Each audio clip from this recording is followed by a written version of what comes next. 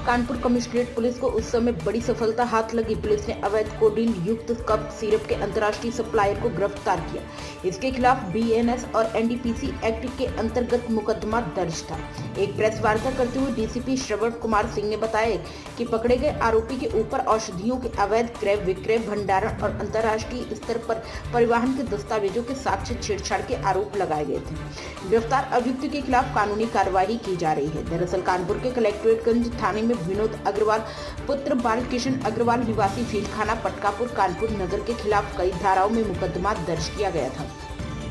Vinod Agarwal Messrs Agarwal brothers के खिलाफ मालिक हैं, जिसके खिलाफ औषधियों के अवैध क्रय विक्रय, भंडारण और अंतर्राष्ट्रीय स्तर पर परिवहन का आरोप मुकदमा दर्ज कराया गया था। इसके अतिरिक्त साक्ष्यों के साथ छेड़छाड़ एवं सरकारी कार्य में बाधा पहुंचाने का भी मामला पाया गया। डीसीपी श्रवण कुमार सिंह के नेतृत्व में साइबर क्राइम ब्रांच और कलेक्ट्रेटगंज पुलिस को विनोद अग्रवाल को गिरफ्तार करने में सफलता मिली है। डीसीपी ने बताया कि गिरफ्तार विनोद अग्रवाल के ऊपर 50,000 रुपए का इनाम घोषित किया गया था। प्राइम संदेश न्यूज से संवाददाता सावेज आलम की रिपोर्ट। जैसा कि आपने देखा है कि नवंबर महीने में मुकदमा लिखा गया था और ये कोडीन कफ सिरप को लेकर के न केवल यहाँ बल्कि प्रदेश के विभिन्न जिलों में मुकदमा लिखा गया है और ये काफ़ी हाईलाइट भी रहा है और इसकी डीजीपी सर की लेवल पे मॉनिटरिंग हो रही है। साइटी बनी हुई है लखनऊ में, हमारे यहाँ साइटी बनी हुई है। पुलिस कमिश्नर श्री रघुवीर लाल सर के निर्देश में ये पूरा का पूरा मुकदमे की मॉनिटरिंग हो रही है और क्राइम ब्रांच को ये पूरा केस जो 8 मुकदमे यहाँ पे लिखे गए हैं वो दिया गया था।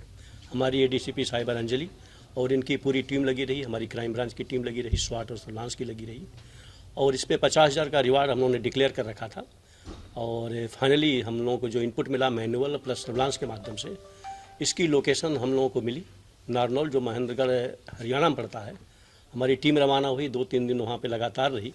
फिर फाइनली कल हम लोगों ने इनको अरेस्ट किया है, इसको अभियुक्त को, और वहाँ पे इसको ट्रांजिट रिमांड लिया है। ट्रांजिट रिमांड लेकर के यहाँ पे आए हैं। डिटेल हम लोग पूछताछ कर रहे हैं।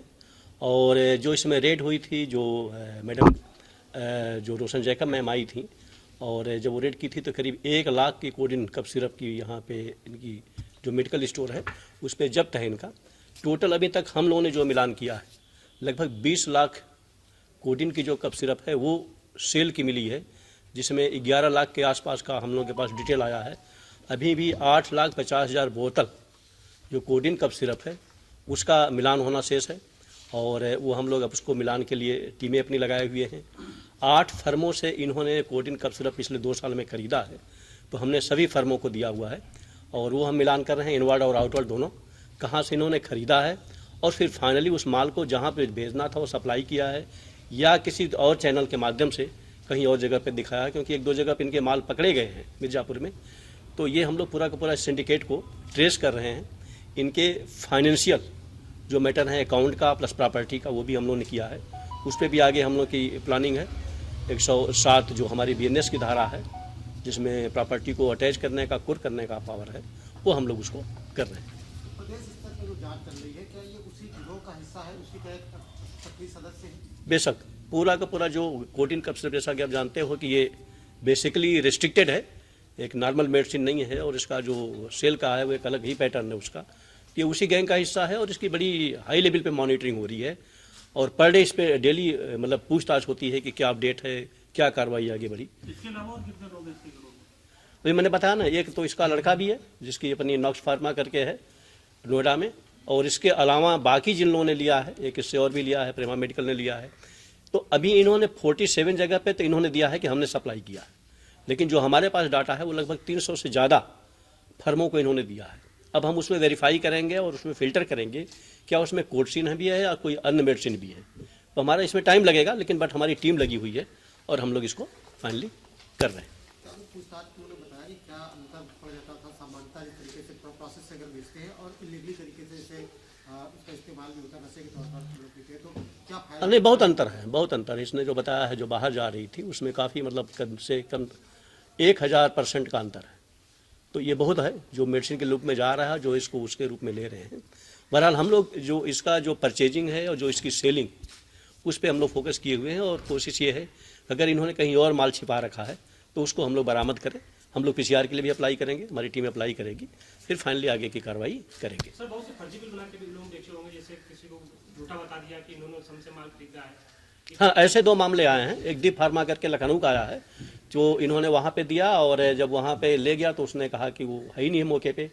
फिर उसके जो गुप्ता ट्रांसपोर्ट था उससे हम लोगों की बात हुई, हमारी टीम ने बात की तो उन्होंने कहा कि नहीं, जब मैं वहाँ पे ले गया माल नहीं मिला। फिर मैंने इनको कॉल किया तो इन्होंने कहा कि मैं फलाना नंबर दे रहा हूँ, वहाँ से कोई आएगा ले जाएगा। तो इस तरीके से इन्होंने किया है, दिया तो कहीं और पे है लेकिन डिलीवर एक्चुअल कहीं और पे हुआ है। तो हम लोग ट्रांसपोर्ट के माध्यम से प्लस उस व्हीकल के माध्यम से, जिस व्हीकल से माल गया है उसके ड्राइवर को भी, उसको भी वेरीफाई कर रहे हैं। हम लोग का पता यह है 2 चीज़ों पे, जिस कंपनी को इन्होंने दिखाया एक्चुअली वो है या नहीं है, नंबर 1। अगर वो है तो सेकेंड स्टेप हम लोगों का है कि उसने लिया है या नहीं लिया है, और थर्ड लिया है तो जितना पेपर में दिखाया है उतना ही लिया है या उससे कम या ज़्यादा लिया है। और जिस कंपनी को इन्होंने माल दिया है और कंपनी एग्जिस्ट नहीं करती है, तो चौथा क्वेश्चन हम लोगों का जो इन्वेस्टिगेशन का है, फिर वो माल गया कहाँ, तो वो ट्रांसपोर्ट बताएगा, इनवाइस बताएगी जो इनका है, उसके माध्यम से फिर आगे की चीज़ हम लोग टेस्ट करेंगे। इसमें बहुत सी जानकारी हम लोगों के पास है, उस पर हम लोग काम कर रहे हैं। मार्केट में सप्लाई हो चुका है पूरा पानी? अब इसमें हम लोग लगे हुए, इन्वेस्टिगेशन का पार्ट है कितना है, तो बाकी चीज़ें सीज हैं, बाकी चीज़ें जो जहाँ पे गया होगा वो वेरीफाई होंगे, वो बताएंगे।